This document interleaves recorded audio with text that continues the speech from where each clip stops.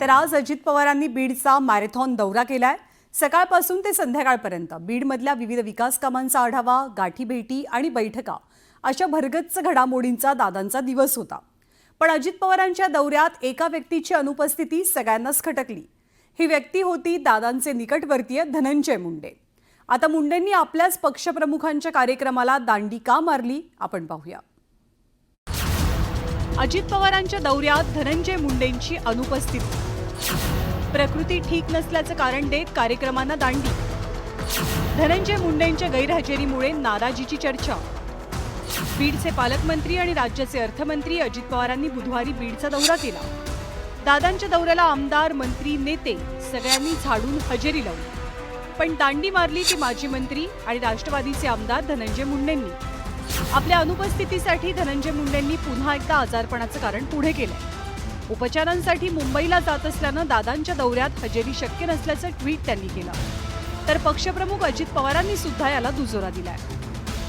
आज धनंजय मुंडे आजारी असल्यामुळे येऊ शकले नाही। त्यांनी मला सकाळी फोन केला आणि सांगितलं की दादा माझी तब्येत अजून थोडी खराब झालेली आहे, आज दुपारी मी ऍडमिट होतोय दवाखान्यामध्ये, नाहीतर ते पण आज दौऱ्यावर येणार होते।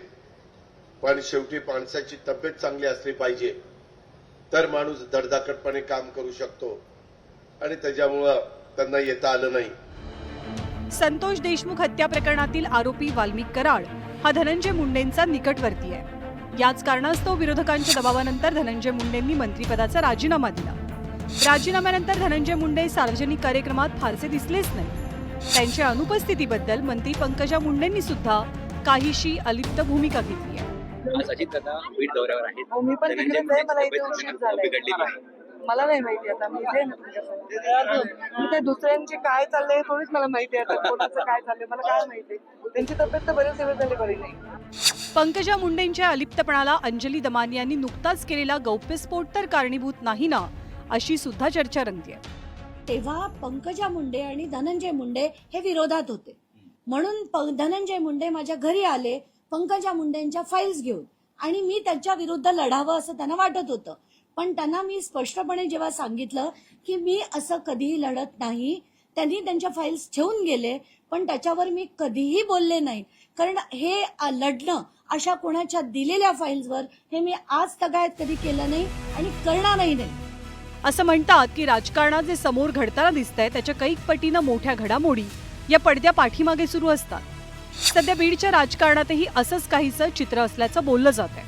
त्यामुळे धनंजय मुंडेंनी आपल्या अनुपस्थितीसाठी तब्येतीचं कारण पुढे केलेलं असलं तरी त्याला नाराजीची दाट किनार आहे हे नक्की। सुरेश जाधवसह ब्युरो रिपोर्ट, न्यूज 18 लोकमत। आणि आज वक्फ दुरुस्ती विधेयक लोकसभेच्या पटलावरती मांडलं गेलं आणि अर्थातच त्याच्यावर अजूनपर्यंत चर्चाही सुरू आहे। या चर्चेच्या वेळेला खासदार श्रीकांत शिंदेंनी ठाकरेंच्या शिवसेनेच्या खासदारांना थेट ऑफर दिली आहे। श्रीकांत शिंदे आपल्या पक्षाची बाजू मांडण्यासाठी उभे राहिले, त्यावेळी त्यांनी खासदार अरविंद सावंतांचा उल्लेख सहकारी असा केला। त्यावर काही खासदारांनी जुने सहकारी अशी आठवण शिंदेंना करून दिली आणि त्यावरती बोलताना ते आता सुद्धा आपले साथीदार होऊ शकतात अशी कोटी श्रीकांत शिंदेंनी केली आहे।